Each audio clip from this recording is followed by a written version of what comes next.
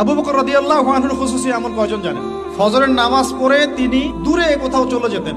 উমর রাদিয়াল্লাহু আনহু একদিন ফলো করছেন, যায় কোথায় এই মানুষটা। ফলো করতে করতে করতে করতে দেখলেন দূরে একটা বৃদ্ধা মহিলার ঘর আছে, অনেক দূরে, কাম্পুঙ্গের মতো। তো সেই ঘরে তিনি প্রবেশ করলেন, কিছুক্ষণ পর বের হয়ে আসলেন। তিনি আবার জায়গাতে চলে গেলেন। উমর রাদিয়াল্লাহু আনহু কিন্তু ঘুরে ফিরে ফলো করছেন।